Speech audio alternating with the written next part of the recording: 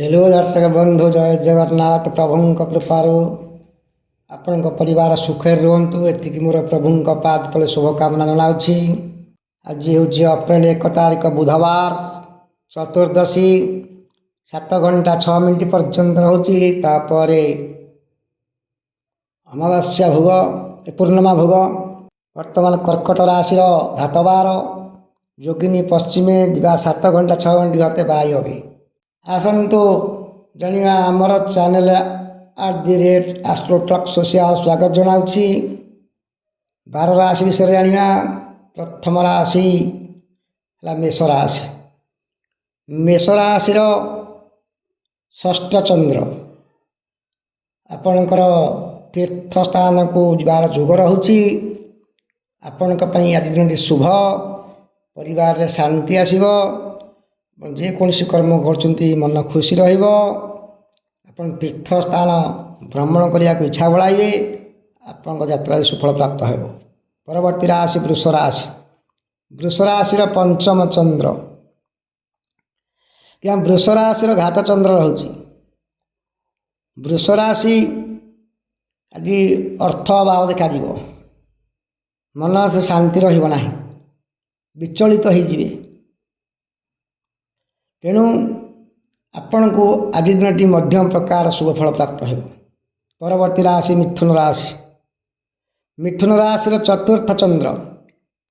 କଳହ ଯୁଗ ରହୁଛି, ଅପମାନ ରହୁଛି। ଆପଣ ଯେକୌଣସି କାମ କଲେ ସେଥିରେ ଅପବାଦ ପାଇବେ। ଆପଣ କୌଣସି ଅଫିସ ବା କର୍ମରେ କରୁଛନ୍ତି, ଆପଣଙ୍କୁ ଲଜ୍ଜାଜନକ ଅପମାନ ଭୋଗ ହେବାକୁ ପଡ଼ିବ। ଆପଣ ବୁଝି ସୁଝି କାମ କରନ୍ତୁ। ଆପଣଙ୍କ ପାଇଁ ଆଜି ଦିନଟି ସେତେ ଶୁଭପ୍ରଦ ନୁହେଁ। ତାପରେ ଆଣିବା କର୍କଟ ରାଶି ବିଷୟରେ।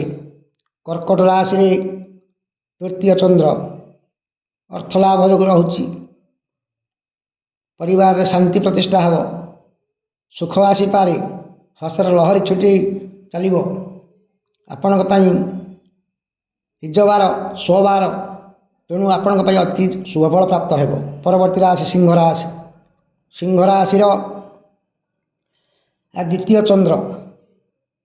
ଅପ୍ରୀତିକର ଘଟଣା ସୃଷ୍ଟି ହୋଇପାରେ। ଆପଣଙ୍କୁ ମଧ୍ୟ ପ୍ରକାର ଶୁଭ ହେବ। ଆପଣ ଜଗି ବୁଝି କୌଣସି କର୍ମ କରିବାକୁ ମନ ବଳାନ୍ତୁ। ଆପଣଙ୍କର ସେତେଟା ଭଲ ଶୁଭପ୍ରଦ ହେବ ନାହିଁ। ପରବର୍ତ୍ତୀ ରାଶି କନ୍ୟା ରାଶି। କନ୍ୟା ରାଶିର ଶ୍ରୀଚନ୍ଦ୍ର। ସମ୍ମାନ ମିଳିବ, ନୂତନ ଆୟ ହେବ। ଆପଣ ଭଲ କର୍ମରେ ସୁଯୋଗ ପାଇବେ। ଧନଲାଭର ସୁଯୋଗ ଆସିପାରେ।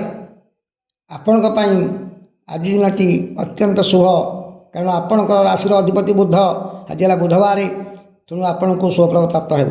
ପରବର୍ତ୍ତୀ ରାଶି ତୁଳା ରାଶି ବିଷୟରେ ଜାଣିବା। ତୁଳାର ଦ୍ୱାଦଶ ଚନ୍ଦ୍ର। ଚିନ୍ତା ବୃଦ୍ଧି ହେବ। ମନରେ ନାନା ପ୍ରକାର ଦୁଶ୍ଚିନ୍ତା ପଶିବ। ମନ ଅସ୍ଥିର ରହିବ। କୌଣସି କର୍ମରେ ଆପଣ ମନ ଲାଗିବ ନାହିଁ। ତେଣୁ ଆପଣଙ୍କ ପାଇଁ ଆଜି ଦିନଟି ସେତେ ଶୁଭପ୍ରଦ ହେବ ନାହିଁ। ପରବର୍ତ୍ତୀ ରାଶି ବିଛା ରାଶି। ବିଛା ରାଶିର ଏକାଦଶ ଚନ୍ଦ୍ର। ଏକାଦଶ ଚନ୍ଦ୍ର ଯୋଗୁଁ ବନ୍ଧୁ ମିଳନ ହେବ। ଆପଣ ବନ୍ଧୁ ସହଯୋଗ ପାଇବେ। ଆପଣ ପ୍ରିୟା ପ୍ରତି ଆପଣଙ୍କୁ ଭଲ ପାଇବେ। ଆପଣଙ୍କ ପରିବାରରେ ଖୁସି ଆସିବ। ତେଣୁ ଆପଣ ଯେକୌଣସି କର୍ମ କରିବାକୁ ଚାହିଁବେ ସେଥିରେ ଆପଣ ଶୁଭଫଳ ପ୍ରାପ୍ତ ହେବ। ପରବର୍ତ୍ତୀ ରାଶି ଧନୁରାଶି। ଧନୁରାଶିର ସଫଳତା ଦଶମ ଚନ୍ଦ୍ର। ଯେକୌଣସି କର୍ମ କରିବେ ସେଥିରେ ସଫଳ ଲାଭ କରିବେ। ଧନ ଲାଭ ହେବ। ଆପଣଙ୍କୁ ସମ୍ମାନ ମିଳିବ, ଯଶ କୀର୍ତ୍ତି ବଢ଼ିବ। ଆପଣଙ୍କ ପାଇଁ ଆଜି ଦିନଟି ଅତି ଶୁଭ ଦିନ। ପରବର୍ତ୍ତୀ ରାଶି ମକର ରାଶି। ମକର ରାଶିର ନବମ ଚନ୍ଦ୍ର। ଆପଣଙ୍କ ପିତୃ ପ୍ରତି କଷ୍ଟ ଆସିପାରେ। ବାପ ପୁଅ ଭିତରେ ଟିକେ ମନମାଳିନ ହୋଇପାରେ। ନାନା ପ୍ରକାର ଝଗଡ଼ା ଝାନ୍ତି ହୋଇପାରେ। ତେଣୁ ଆପଣଙ୍କ ପାଇଁ ଦିନଟି ସେତେ ଶୁଭପ୍ରଦ ହେବ ନାହିଁ। ଆପଣ ଦୂର ସବୁ ଯାତ୍ରା କରନ୍ତୁ ନାହିଁ, ଅଶୁଭ ଫଳ ପ୍ରାପ୍ତ ହେବ। ପରବର୍ତ୍ତୀ ରାଶି କୁମ୍ଭ ରାଶି। କୁମ୍ଭ ରାଶିର ଅଷ୍ଟମ ଚନ୍ଦ୍ର। ଅଷ୍ଟମ ଚନ୍ଦ୍ର ଶରୀର ପୀଡ଼ା ହେବ। ନାନା ପ୍ରକାର କଳହ ବିଦ୍ୱେଷ ଆସିବ।